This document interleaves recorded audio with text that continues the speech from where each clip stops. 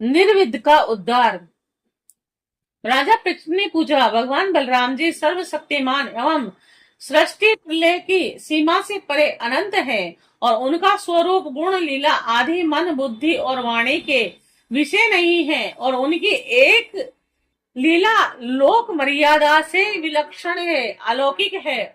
और उन्होंने और जो कुछ अद्भुत कर्म किए हो उन्हें मैं फिर सुनाना चाहता हूँ। श्री शुक्रदेव जी ने कहा, परीक्षित, द्विविद नाम का एक वानर था। वह भौमासुर का सखा और सुग्रीव का मंत्री और मेद का शक्तिशाली भाई था। और जब उसने सुना कि श्री कृष्ण ने भौमासुर को मार डाला, तब वह अपने मित्र की मित्रता के ऋण से उऋण होने के लिए रास्त विपल उतरने पर उतारू हो गया। और वह वानर बड़े बड़े नगरों, गांवों और खानों और अहीरों की बस्तियों में आग लगाकर उन्हें जलाने लगा। कभी वह बड़े बड़े पहाड़ों को उखाड़कर उनमें प्रांत के प्रांत चकनाचूर कर देता। और विशेष करके ऐसा काम वह अनर्थ यानी काठियावाड़ प्रदेश में ही करता था, क्योंकि उसके मित्र को मारने वाले भगवान श्री कृष्ण उसी देश में क्योंकि उसके मित्र को मारने वाले भगवान श्री कृष्ण उसी देश में निवास करते थे। निर्विंद वानर में 10,000 हाथियों का बल था और कभी कभी वह दुष्ट समुद्र में खड़ा हो जाता था और हाथों से इतना जल उछालता कि समुद्र तट के देश डूब जाते। और वह दुष्ट बड़े बड़े ऋषि मुनियों के आश्रमों की सुंदर सुंदर लता वनस्पतियों को तोड़ मरोड़ कर चौपट कर देता और उनके यज्ञ संबंधी अग्नि कुंडों में मल मूत्र डालकर अग्नियों को दूषित कर देता।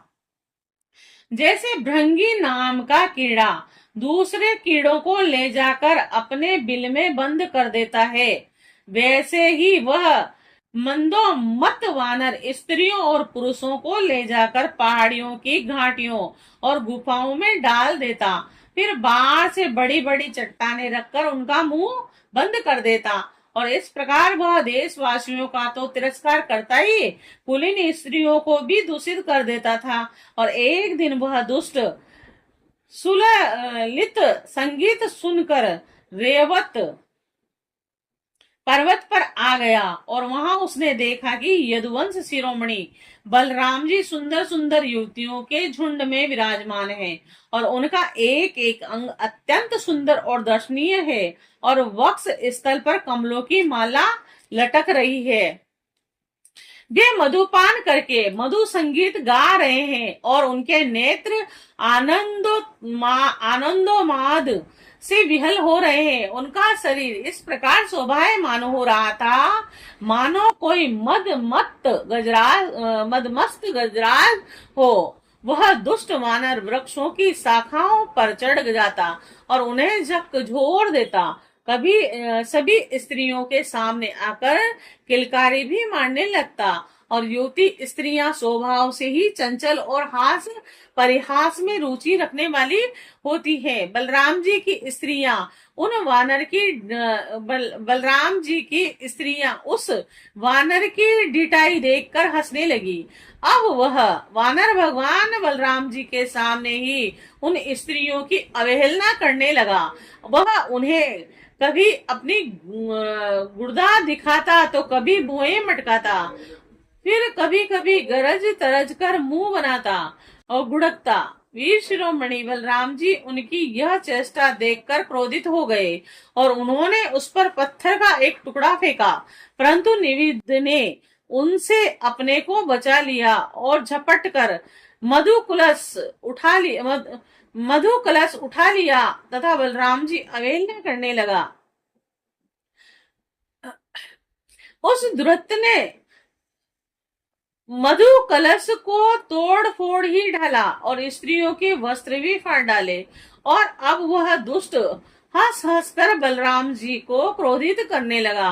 परीक्षित जी, जब इस प्रकार भगवान बलराम और मंदोमत निर्विद्ध बलराम जी को नीचा दिखाने तथा उनका घोर तिरस्कार करने लगा।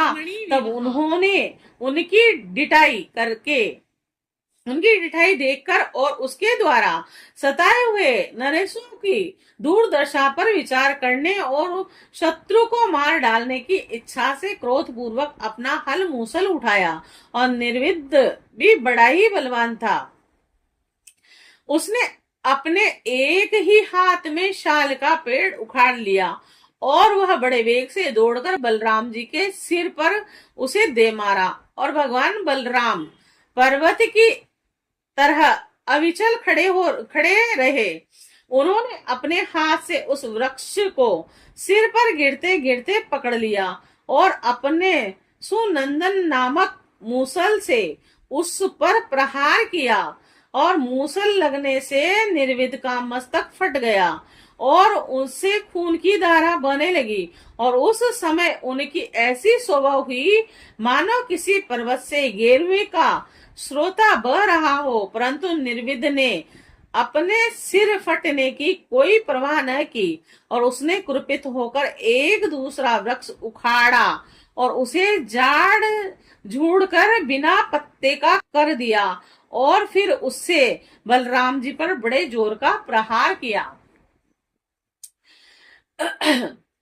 बलराम जी ने उस वृक्ष के सैकड़ों टुकड़े कर दिए और इसके बाद निर्विद ने बड़े क्रोध से दूसरा वृक्ष चलाया, परंतु भगवान बलराम जी उसे भी सतधा छिन्न भिन्न कर दिया और इस प्रकार वह उनसे युद्ध करता रहा।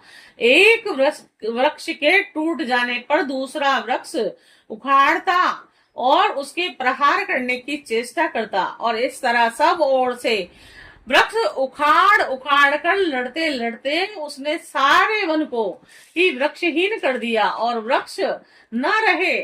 तब देविद का क्रोध और भी बढ़ गया और वह चिढ़कर बलराम जी के ऊपर बड़ी बड़ी चट्टानों से वर्षा करने लगा। परंतु भगवान बलराम जी ने अपने मूसल से उन सभी चट्टानों को खेल ही खेल में चकनाचूर कर दिया। अंत में कपिराज निर्विद्ध अपनी ताड़ के समान लंबी बाहों से घूसा मारकर बलराम जी की ओर झपटा और पास जाकर उसने उनकी छाती पर प्रहार किया। अब यदुवंश शिरोमणि बलराम जी ने हल और मूसल अलग रख दिए और क्रुद्ध होकर दोनों हाथों से उसके जत्रु स्थान यानी हसली पर प्रहार किया और इससे वह वानर खून उगलता हुआ धरती पर गिर पड़ा। और परीक्षित आंधी आने पर जैसे जल में ढोंगी डगमगाने लगती है, वैसे ही उसके गिरने से बड़े बड़े वृक्ष और चोटियां सारा पर्वत हिल गया और आकाश में देवता लोग जय सिद्ध लोग नमो नमः और बड़े बड़े ऋषि मुनि साधु साधु के नारे लगाने लगे और श्री बलराम जी पर फूलों की वर्षा करने लगे। परीक्षित निर्विद ने जगत में बड़ा उपद्रव मचा रखा था, अतः भगवान अनंत यानी भगवान बलराम जी उसे इस प्रकार मार डाला और फिर वे द्वारिकापुरी लौट आए और उस समय सभी पुरजन परिजन और बलराम जी की प्रशंसा करने लगे।